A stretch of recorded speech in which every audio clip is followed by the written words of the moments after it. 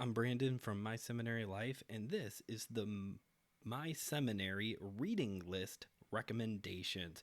But before we get started, make sure that you hit that subscribe button and enable notifications so always on, so that way you never miss when a new video comes out. I love to read. I love books, and one of the reasons why I wanted to go to seminary is that I wanted to build my library some more. And I love recommending books and passing along resources to everyone else. So if you are a book lover and you are not afraid to continue to add on to your never-ending list of books that you need to read someday, this video is for you, as I am going to go through all 9 of the classes I took in seminary and highlight one book from each one that I definitely think that you should go check out. Shall we get started? Okay, so starting first with spiritual formation, I would really recommend The Pressure's Off by Dr. Larry Crabb. This was a book that when I first read it, I went back and forth on quite a bit. And if you go back and listen to those episodes, you're going to hear me talk about that a lot. Sorry, I was new to podcasting and trying to figure it out still. Anyway, pros towards the book. It's a little existential, and I'm a little existential, so it works well for me.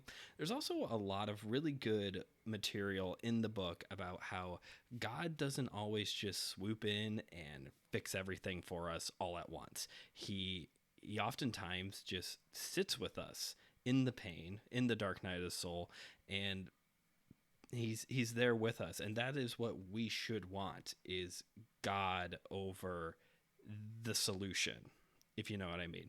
So there's a whole episode devoted to this book, and actually I feel like I have to plug this book and this episode because, well, it's actually the most downloaded episode ever of the show still. It was the second episode. Hit it out of the park on the second try. Who would have thought? Coming up next, I took 2 systematic theology classes, systematic 1 and 2, and I had 2 main textbooks for that class. There was a third one that we referenced every once in a while, but I'm going to go ahead and talk about both of these main textbooks that I had for systematic theology 1 and 2. The first one is Systematic Theology by Wayne Grudem. Okay, so I know for maybe some of you out there, this is a bit of the basic answer. This is the pumpkin spice latte answer, but the thing that I like about Grudem's book is that he writes right in the introduction that his goal for writing this book is to take these concepts and write it in a way that anybody, not just seminary students, even though that seems to be the only group of people who typically pick this book up, but this book is intended for any believer to pick up and be able to read. And if that truly is Grudem's goal, then I think he did well with that. I really think if you want a good, hefty resource on all of these fancy words that you hear tossed around in the pulpit or on social media, and you just need a good reference point that's easy to read, this is a good one for you.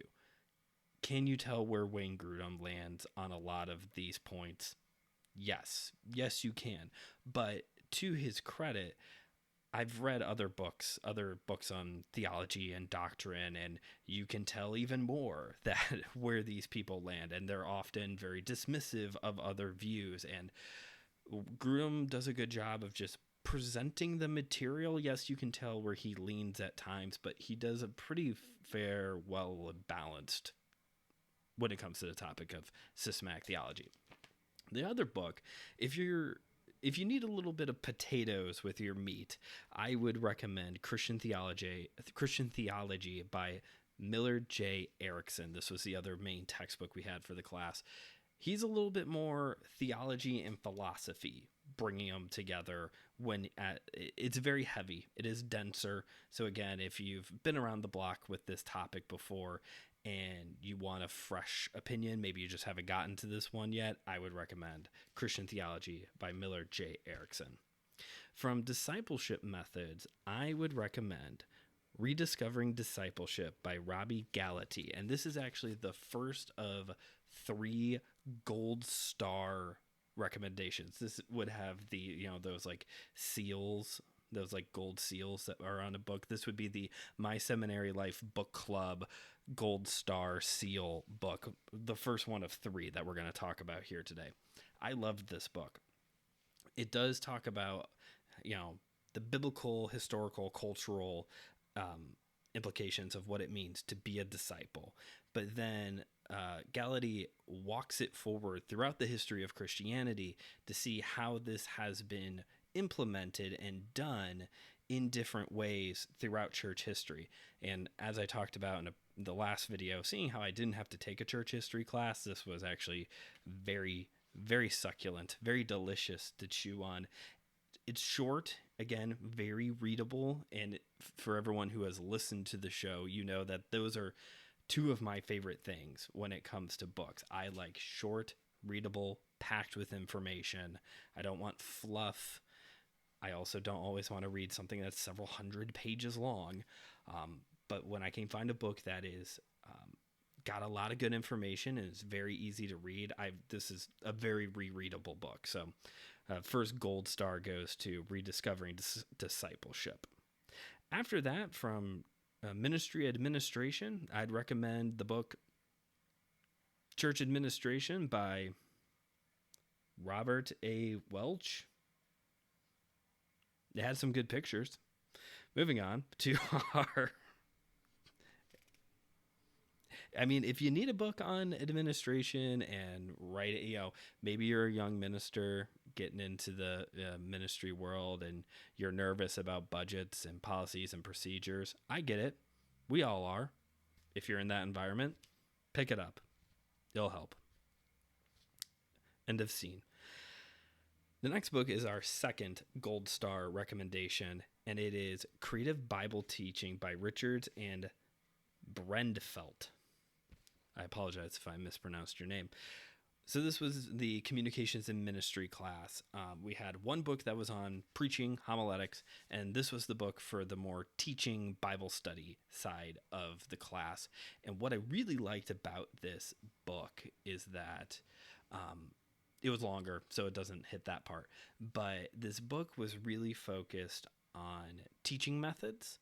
It was focus on teaching philosophies. If you go this path, this is the outcomes you can expect with your students. This is the book that makes the outline hook book look took popular, if you've ever come across that method of writing lessons. But the reason why it gets that gold star is because the examples that are used throughout the book vary throughout the whole spectrum of Christian ministry. This isn't a book just for adults teaching adult Bible studies. There's examples for youth ministry, children's ministry, women's ministry, men's ministry, senior adults. If you are serving in your church, leading a Bible study, small group, Sunday school class, whatever, pick this book up. It will help you. It will. Because you will find examples more than likely that fit the group that you are talking to. So that's our second gold star, Creative Bible Teaching. Up next, from Leadership 101, Spiritual Leadership by J. Oswald Sanders. Usually for each series, I was able to focus on one episode for one book. With Leadership 101, I was actually able to do one episode on all 4 books. So if you want to hear about the other 3, it is out there. But the thing about this book that stands out is that, as I've said before, when you read one, you've kind of read them all. And when it comes to this would be the classic when it comes to leadership, Christian ministry, pastoral ministry leadership. This is the classic. So if you're brand new, getting into ministry, or you're an old veteran who's going on vacation or sabbatical and you need a refresher, this is the book for you. I've read this a lot because it's come up a lot. And this was the first time I talk about this in the episode, that there is some points of this book that are dated, and I don't think you can just digest all of it and say, yep, this was all good. But by way of a starting point or a refresher, go check it out. Our third and final gold star recommendation goes to Misreading Scripture with Western Eyes by Richards, a different one, and O'Brien. This book, man, you hear people in the pulpit talk about how we need to know the cultural history and background and all that. And you read this book and realize it doesn't matter how much we say that. We have just butchered certain passages of the Bible here in America.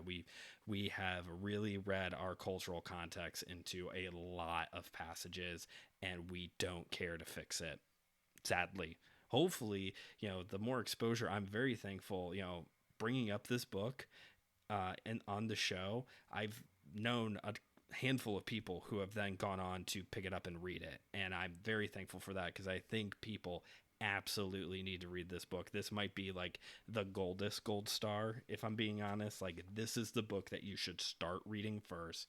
Misreading Scripture with Western Eyes. It will challenge you. Absolutely will challenge you. Last one I have here from the local church ministry class is Growing the Post-Pandemic Church by Bob Weitzel.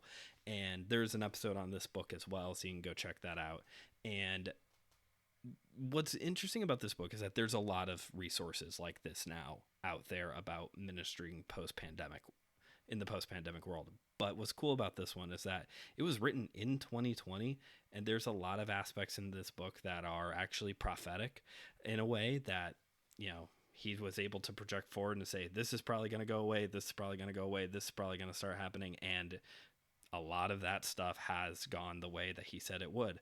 So it's a really good read if you are ministering in a church, period, right now. Especially one of the biggest sections that really is something that churches need to work on and need to wrestle with is digital ministry. And that's a big focus in the book as well. So if that's a big question that you're wrestling with your home church, check it out. It might give you some help there. So those are all the books. If you would like we got a little bit of time here, so I'll run down the titles one more time. The Pressure's Off, Systematic Theology, Christian Theology, Rediscovering Discipleship, Church Administration, Creative Bible Teaching, Spiritual Leadership, Misreading Scripture with Western Eyes, and Growing the Post-Pandemic Church.